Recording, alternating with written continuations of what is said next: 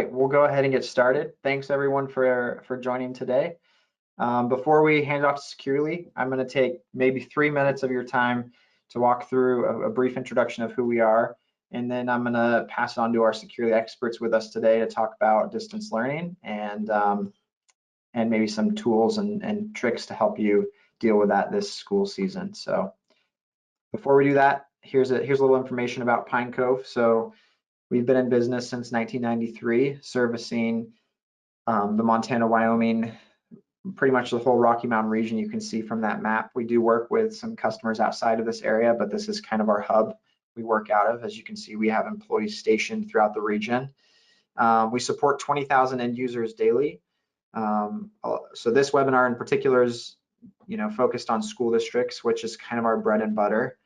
We were actually founded by educators. Our CEO is an educator himself, and started the business as an IT director in Wyoming, was one of the first IT directors in the state for a school district.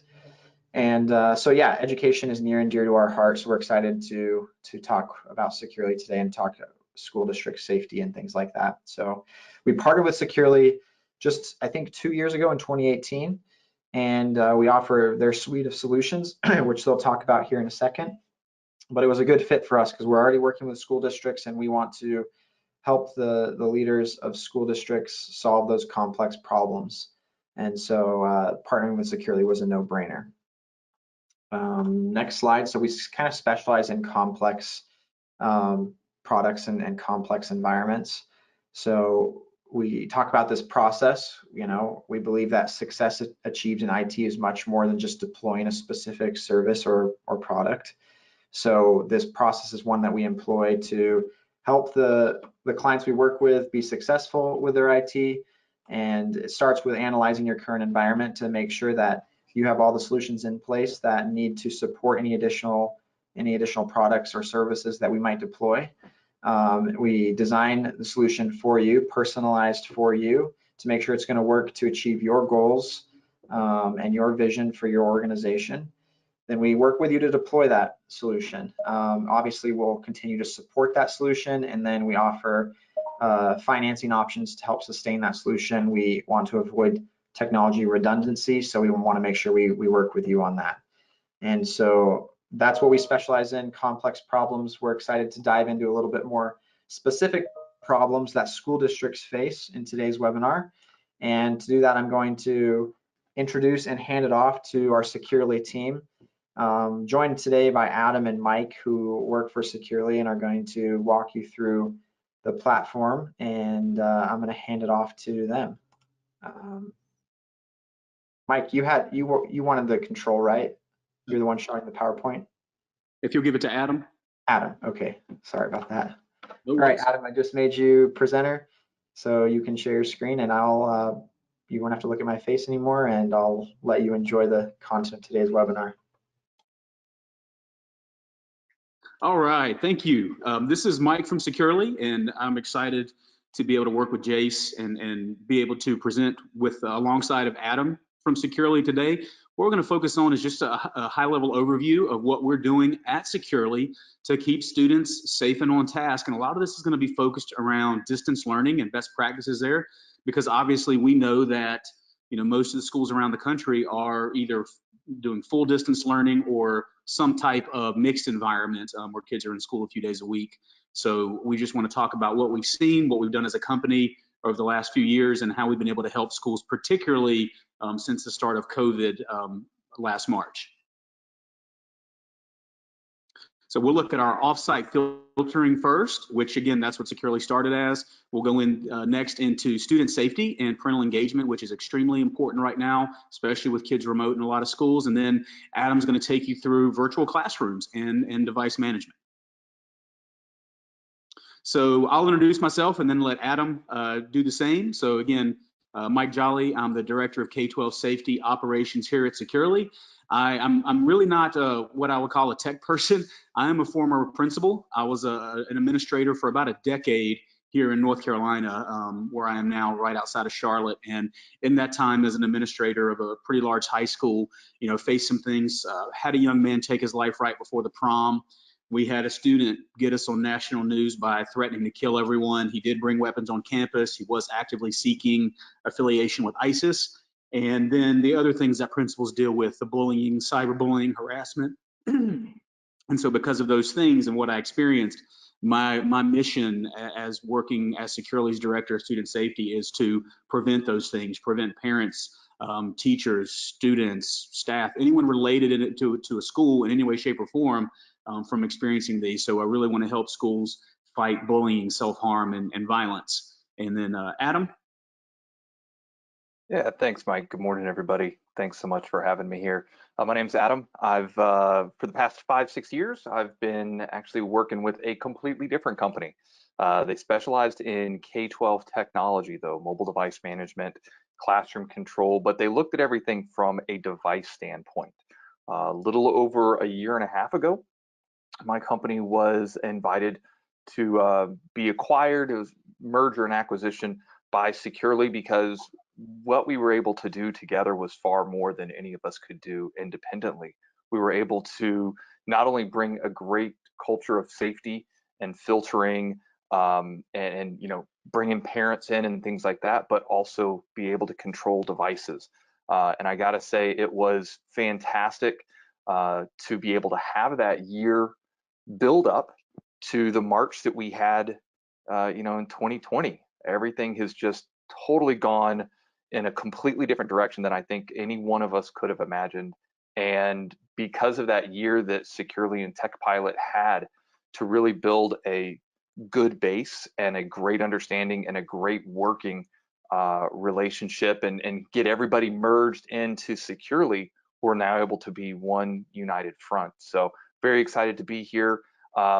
Mike says he's not techie. He does all right, but I'm like a straight up nerd. So when my camera comes on, you guys are going to be seeing, Marvel stuff in the background and things like that. So hit me up offline if you guys ever want to chat about the Marvel universe or anything.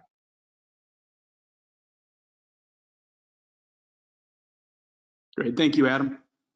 All right, so who is Securely? I know some of you on the call are familiar with us. Some of you may not be, so just a very quick high-level overview.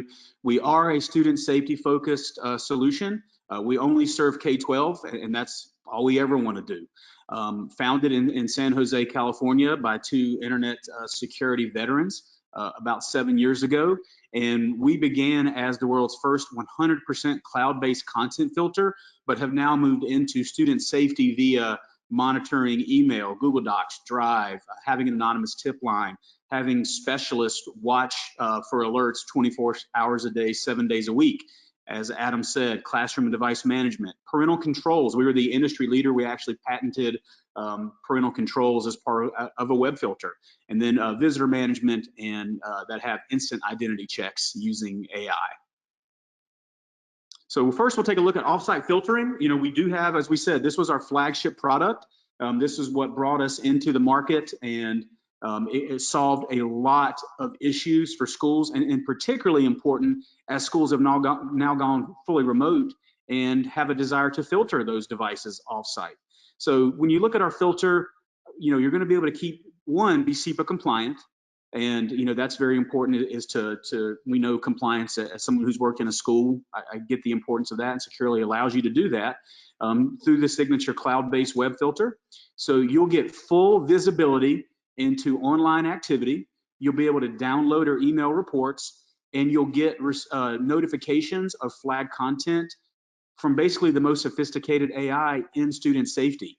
We've been using this AI and fine-tuning it as a means of detecting things like bullying, self-harm, and violence now for almost 5 years.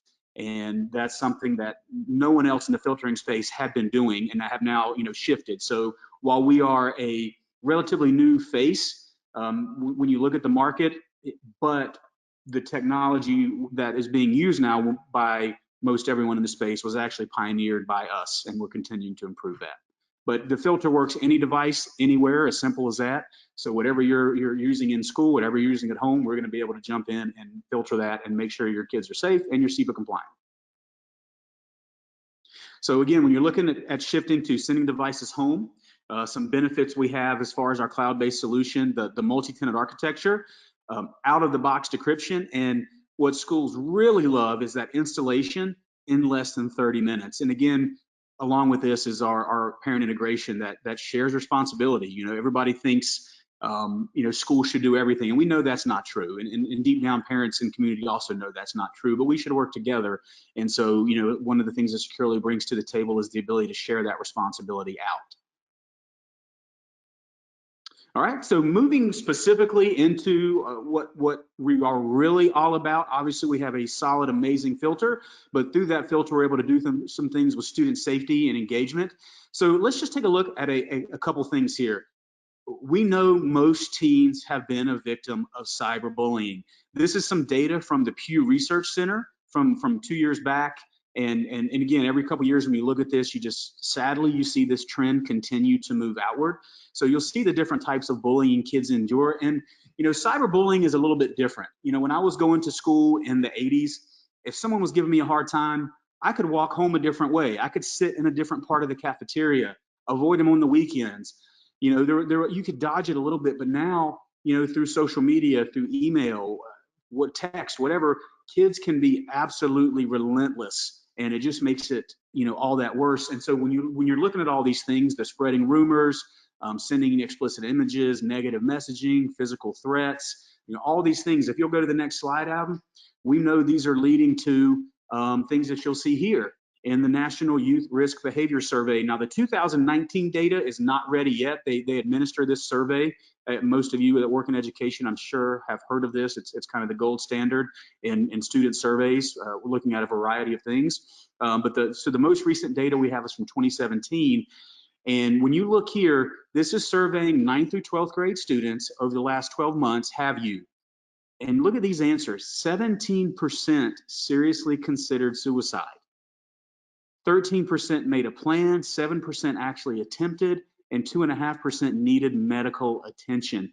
Again, that's a national survey. And this is indicative of why that suicide, according to the Centers for Disease Control, is the second leading cause of death in middle and high school age students. So we see the bullying, we know it's more prevalent, we know it's easier to do because of keyboard courage.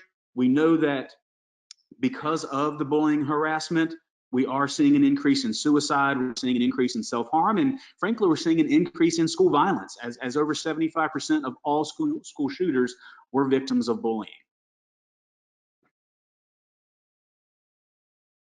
All right, and then now let's add COVID into the mix. Let's take kids who were already seeing an increase in screen time, we're already seeing an increase in bullying and suicide, and now let's isolate those kids. Let's stress them out because of all the things that are going on in our country and in the world right now. You've got COVID, you've got political unrest, social unrest, lots of different things going on. So it's a hard time to be an adult, much less be an impressionable kid.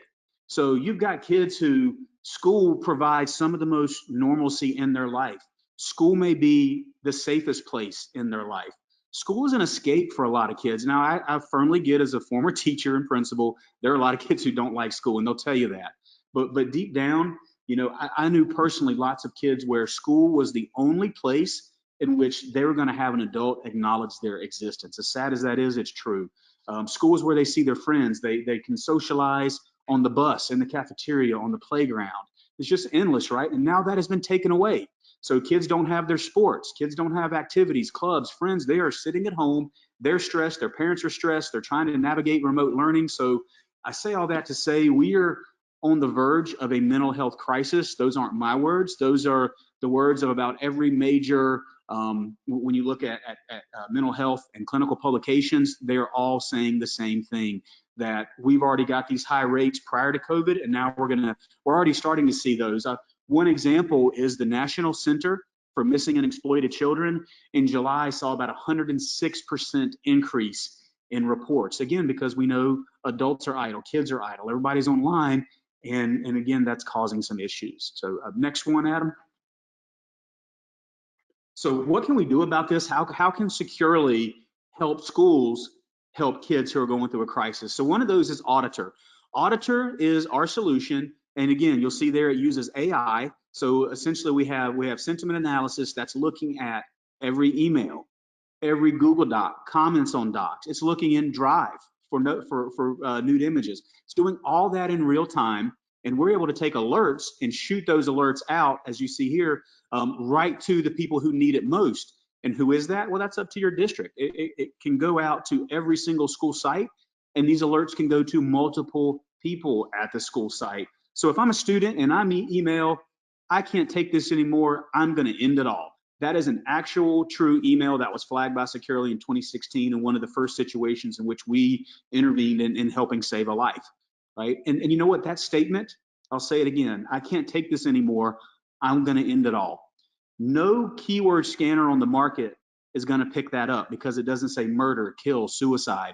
That's the beauty of our sentiment analysis, is that it picks up on things that traditional scanners would miss, and it actually allows us to weed out more of the false positives. So again, very powerful AI. It's looking at every email sent and received, looking at what they're doing on Docs and looking in Drive for those images, and it's giving that heads up to those who need it and can be proactive. We also have some confidence scores and delegated administration. As I mentioned, you know, as the IT department, if this isn't your wheelhouse, we know everybody who works in a school system cares about kids, right? But we all have different backgrounds, and you know, principals, counselors have more specific training in some instances than other personnel in the district. So we allow you to send these alerts out, and that way, all of these aren't dealt with at the technology level. I remember in my former district, one of the solutions we used maybe 8 or 9 years ago, I remember talking to the technology department and around their frustration of having to deal with all these for 40,000 kids. So now, again, these alerts go straight out to the principals or counselors, resource officers, deans, whoever needs them. And you can set the sensitivity through a confidence score between 1 and 5 that allows you to determine how sensitive you want our AI flagging to be. And then we have 24. 24 is probably my favorite tool that Securely offers, because we are sending these alerts out, and kids don't shut off anxiety. Kids don't shut off, you know, fear, stress, or depression at 3:30 when they go home. We know that kids at all hours of the day are thinking about, you know, harming themselves or going through issues or fighting things. So our 24-hour monitoring has a team of special analysts who have backgrounds like psychology, they're former school counselors, they're former school social workers, highly trained people with backgrounds who know when kids are crying out for help.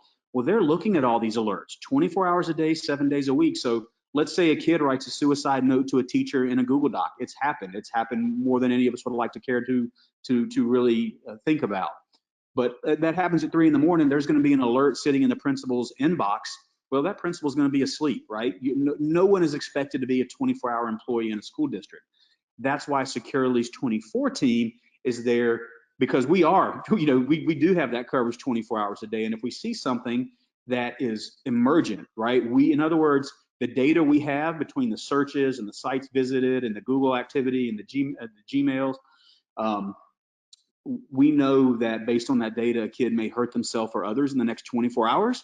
And when we have that, we're going to call. Some districts want us to call a designee at the school. Some want us to call a designee at the central office. Some want us to call law enforcement immediately. It is totally customizable. And this is probably the best feedback we have from hundreds of districts across the country, some of them with close to 100,000 students. And again, some with 500 students. This works at all variety and all sides of districts. But the feedback is that, you know what, this saved a life. You know what, this caught something in the middle of the night. We're able to get alerted to it. So this is a powerful tool. It allows employees to be employees and focus on kids, to know that Securely's got your back when it comes to student safety and those emergent issues. And then the last thing I want to talk about is parental integration, right? We've talked about principals getting alerts and counselors getting alerts and monitoring things. Well, there's also some major challenges for parents during COVID. Like me, right now I'm working full-time from home instead of my office. So is my wife. You know, the person that would normally have watched our children is in a high-risk category and can't come in. I have multiple children doing a variety of work. I've got a 2nd grader and a 5th grader. And you know what, honestly, there are some things that, you know, that are a challenge to parents on all levels. So parents don't have specific subject knowledge. I was a history major. So you know what, if she wants to talk about the rise of nationalism between Serbia and Croatia, between World War I and World War II, I've got it. But you know what, if she needs help with trig, I'm going to struggle. So parents all across the country are really trying to navigate, how do I help my kid? How do I keep a job, but how do they maintain learning, and how do they stay safe? So what Securely has, again, with our patented industry first parent app, solves these problems. It's been solving these problems for years, but again, these problems are highlighted by COVID. So Adam, if you'll go to the next one, here you'll see the app. So this is a free app. This is total free for parents. If the district is using Securely as the web filter, this is a free service for parents. They go into that app and they can see 30 days of their kids' activity. So they're going to see every site visited, every search, every video watched. There's going to be a nice link to it. It'll show them if there was blocked activity. So again, it's a great conversation piece for parents instead of just a shot in the dark of, hey, what'd you learn today? I will tell you this, I'm a self-proclaimed curriculum nerd. I love teaching and learning. It's why I became a principal. And when my daughters were physically in school and I would pick them up, I would say, what'd you girls learn today? And they would look me dead in the eye and say, nothing, Dad. And I know that's not true, but I know that's a common theme between kids and parents. And so this app gives parents the tools to say, hey, I saw you searching for FDR and New Deal today. Tell me what you learned. Or, hey, you know what? I see you trying to go to Facebook during math class. No wonder you got a C. Come on. So again, it gives parents a lot of things. It's not just a gotcha. It's about connecting and reinforcing and teaching your kids all things parents should do and want to do anyway.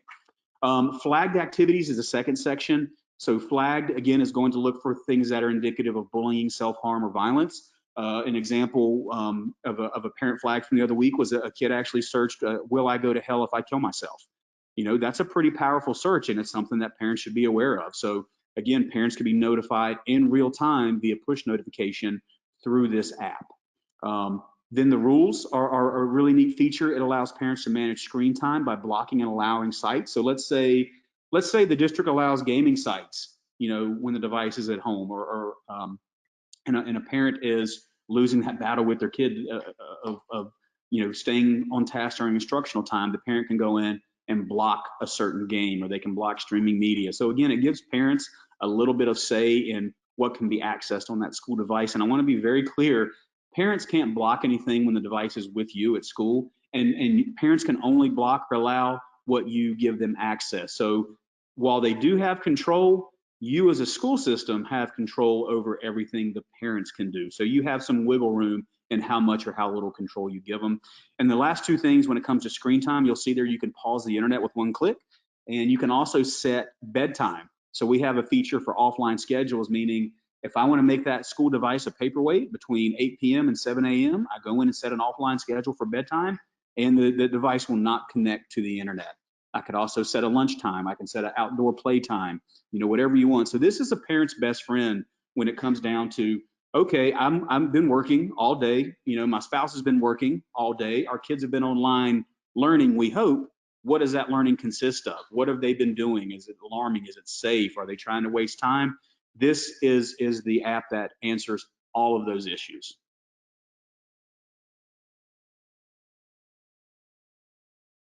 All right, and with that, I'm going to turn this over to Adam. But again, to recap, Securely has an amazing cloud-based web filter that'll work on any device anywhere. It's going to keep you SEPA compliant. It's going to be easy to get sent out on the devices, and it's going to come with some safety solutions that are going to help you find things that are indicative of bullying, self-harm, and violence. And then we're going to allow parents to have this app that's going to let them go through and see what their kids are doing and get some alerts and manage screen time. So with that, Adam, I'm 1 minute over, so I'll turn to you now. Thank you.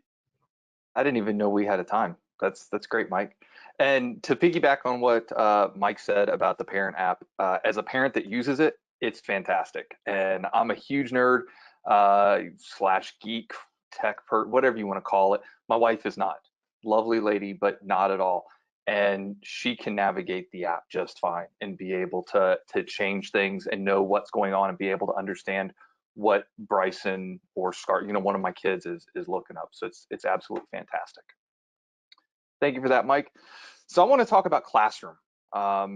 Classroom, Chrome tools, Securely Classroom. You might have heard it called by a bunch of different names, but some big key points here. 34% increase in new accounts of Classroom, 52% increase of teacher activity. Classes went longer. Chat and announce feature became the #1 used features. This is, Classroom in 2020. And I'm sure if we were in a room, you guys would have very puzzled looks on your faces. Like, why is he starting with this? And I probably should have started in a different spot, but I wanted to point this out first because this is a huge metric in looking at what teachers are needing right now. So since March, since the time that we've all been going remote, different states have been doing this, we have seen this huge influx of interest in being able to control devices remotely. And it's because we don't just want to send home a book and say, hey, read this and best of luck to you. Hey, I'm gonna send home my 6th grade math book home with my 6th grader and say, all right, by the end of the school year, the next 6 months, you need to be able to be at page 300. I tell you what page he's going to be on. He's going to be on the page after the page he was on in March, and that's it. So we had this big issue of how are we going to work with schools that are remote. We already had this great system set up when we're talking about working together in a class. And you're gonna see these words a lot, not just with us, but probably in the news, in all sorts of education things. We have these 2 models, synchronous learning, and our brains work really well with synchronous learning. This is, exactly what we've been used to the entire span of curriculum up until this point. We have a class, we have teachers, or an instructor, we have students that are learning from that person, and we all are working together at about the same pace on about the same stuff. Well, now we have to deal with synchronous learning when we're not all sitting together. So we had to make sure that Classroom could handle that. Can it work offline? Can it work, in somebody's rural Georgia where I live? Can it work over somebody's 3 meg DSL line? Can it work over HughesNet? Believe it or not, these are things that we had to work on. We've got satellite internet in some of these remote places. Can everything still work? And the answer is yes, it can. But we've had to look at our learning models. We've had to look at synchronous versus asynchronous, because this is really the 2 paths that schools are taking right now. We see oftentimes that schools will have a class period where everybody's working on something together, or we have times where a teacher assigns something and they said, hey, we're gonna do this and this. I want you to go over these things. Here's the materials that you need.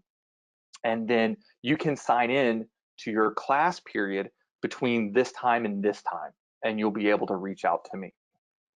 And so going back, we wondered, well, why did chat and announce become such a huge thing? We would still think that you'd want to push out content. We would think that that's what's, happening the most. But in reality, it turned into getting resources to students is easy. You can email stuff, you can message stuff, you can put it on YouTube. We've seen teachers being hugely resourceful. We've also seen a lot of schools that have switched into Zoom meetings and GoToMeeting, RingCentral, all these different Hangouts, things like that.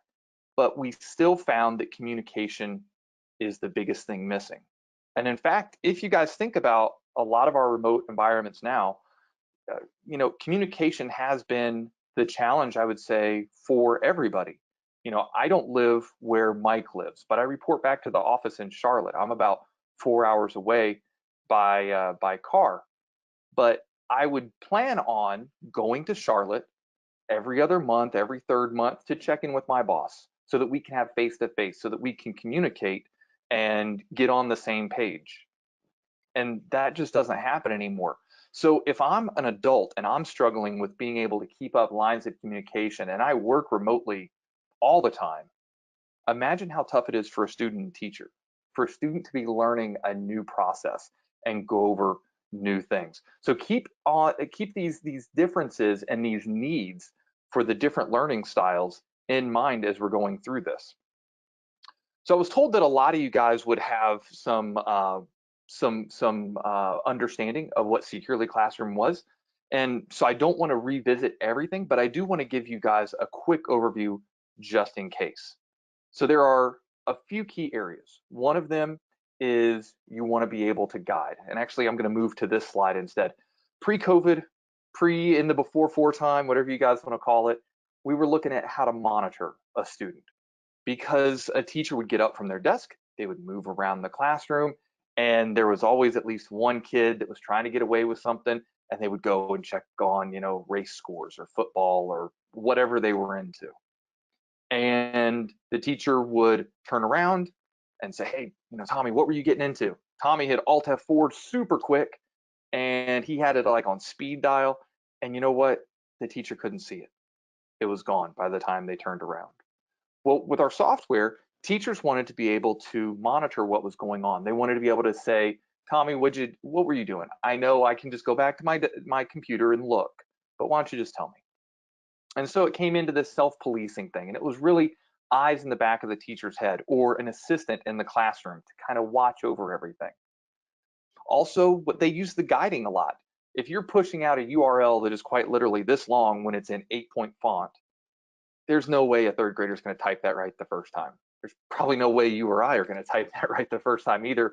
So what this allowed was a teacher to be able to hit Control-C, put it in their web library, Control-V, paste it in there, and be able to send it out to the entire class with about 2 clicks. They could even open it on the student's Chromebook at that point in time, and it would launch that website. We also saw a good bit of focusing. Focusing would be where if the student had 10 web pages open, but we wanted to focus them to Quizlet.com for a quiz, we could do that and close everything else and even prevent other pages from opening. And then the last thing that was used was communication. This was just a little bonus thing that was tossed in. We wanted to make sure that students that were maybe a little anxious in front of their classmates, or students that maybe had been bullied, teased, had a stutter, all sorts of different things, could reach out to their teacher. Also, sometimes we saw teachers using this in very unique ways. Like we had a student that had diabetes, and the teacher, we found out, the student would use the communication button, the chat feature, to tell the teacher, hey, can I go out and check my blood sugar real quick? So we saw teachers using this in ingenious ways.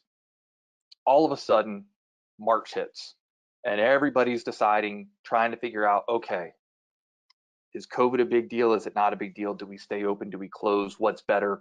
What's worse? People die all the time, all these different things that we're still seeing in the news today. And I'm not here to say one way's right, the other way's wrong. What's right for me and you, states are different, locations are different. Where I am in North Georgia, very small population. We've got like a town of 5,000. There are schools in Atlanta, Georgia that are far bigger than that.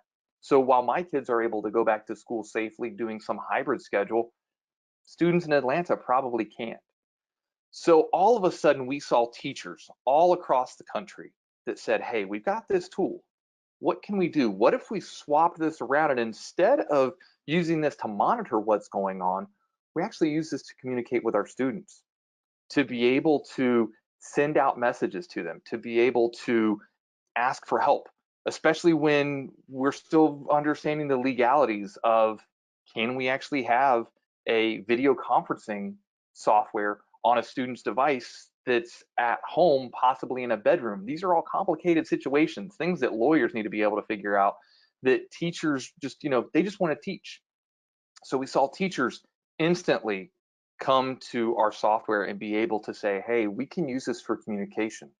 We can use this for guidance still. We can use this for monitoring and focusing, but we saw a huge change in priority with the teachers. So what did we do? Well, we decided to make sure that we adjusted and fit the need that was there. So we always had the ability to communicate directly with the class, to raise the hand, to make announcements, to even start two-way chats. But a couple of things that we needed to do was make some slight adjustments here. We have our two-way chats, which is great, but it would be really nice if a student could make some of those chat requests instead of just a teacher. So what we had then was this rapid development into things like a notification for the teacher Often we have teachers that are taking care of their own kids at home and teaching. So now we had a little doorbell sound when a chat came in. So if a teacher wasn't glued to their screen all the time, they had this doorbell sound. They had the ability to open a chat for a student. They had the ability for students to open a chat with a teacher. We had larger images with faster updating. Before it was about a 6-second update, but now we were able to figure out how we could actually do this more dynamically. So the student that has blazing fast EPB gig up, gig down internet, they're flying, we get faster alerts than that student that has a little bit slower HughesNet. So all these different things came with a great ability for teachers to be able to figure out what's going on with their students and be able to still have great interactions with them. We're also able to still do our things like push open the websites, create the site collections. This was a big thing. We wanted to make sure that teachers didn't have to push out individual websites, but that they could actually streamline the process and say, oh, I need to push out 5 websites for today. So they could send that out very quickly.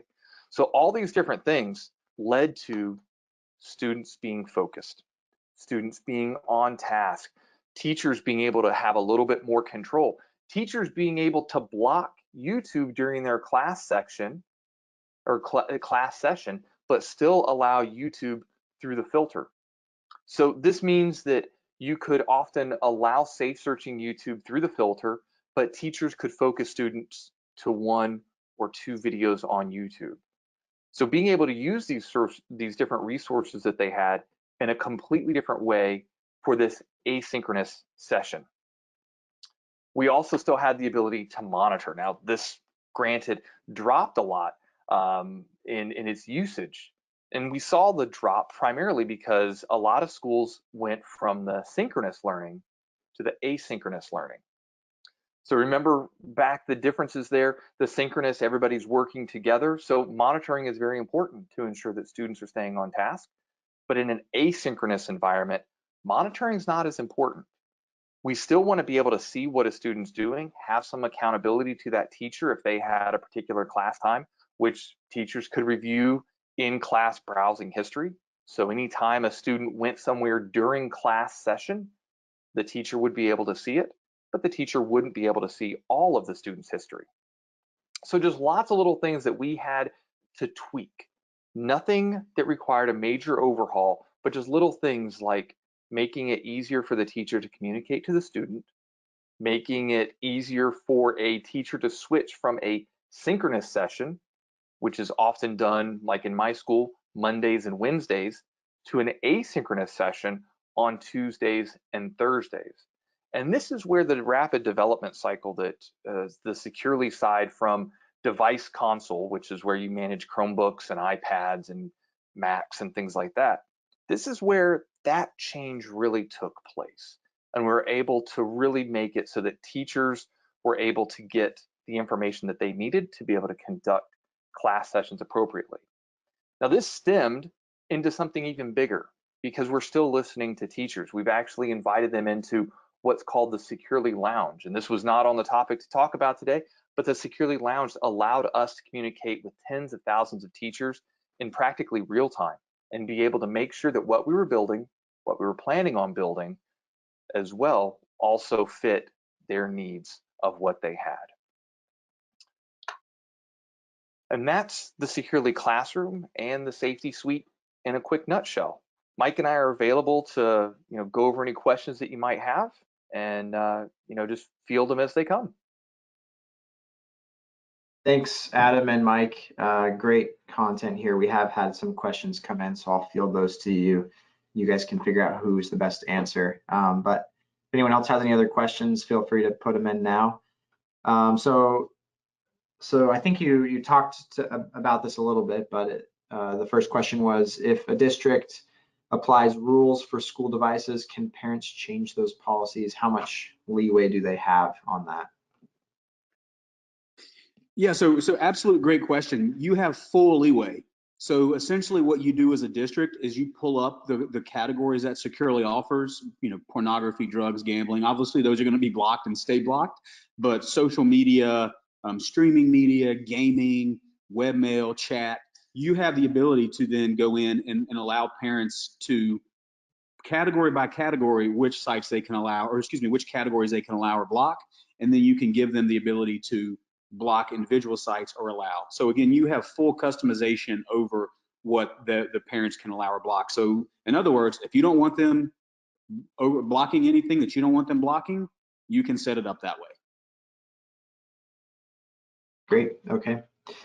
Next question was, so seems like Chromebooks is a big topic in the world of education right now.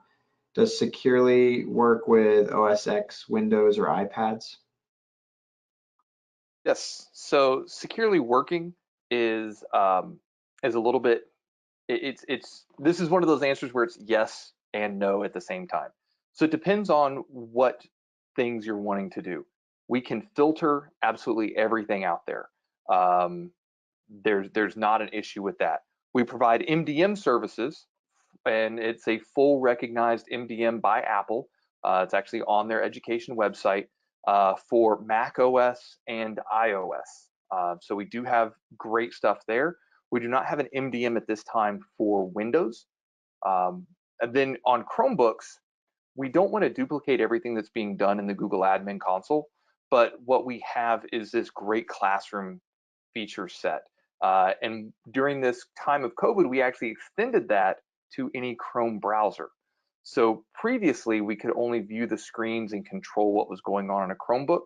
But what we've done is actually allowed schools to opt in where we can make a couple of changes on the back end, and then any Chrome browser that is not mobile. So this will not work on a Windows Phone Chrome browser. It has to actually load Chrome extensions, but you can actually view that Chrome browser session and guide and control that Chrome browser session. So great things for those schools that just, they didn't have one-to-one, or they weren't able to send devices home in time. If you're working on mom or dad's computer, whatever it happens to be, Mac OS or PC, you can still do that same control and guidance in a Chrome session. All right, and then this next question I think came right before you answered it, but does Securely have an option for teachers to monitor a student's screen? Yes, absolutely. Easy one right there. If anyone else has any other questions, feel free to put them in right now. A few admin items. So like I said at the beginning of this webinar, the recording will be emailed out 2 hours after we finish here today. And so feel free to review that or share that. And then as a thank you for attending the webinar, we are going to be sending out $10 Amazon gift cards. So that should be in the mail. We'll try to get it done today or tomorrow, but probably middle of next week at the latest. So keep your eye open for that as well. And obviously we hope to have you on our next webinar. I think we're taking about a month break, but we'll be back in October for another webinar on another topic. So keep your eyes on your email for that as well. Seeing no more questions, I think we'll go ahead and wrap it up. Just thank you again, Adam and Mike. Your insight is very valuable. We appreciate your time today, and we hope that everyone attending found it useful. And we'll touch base here again, hopefully soon.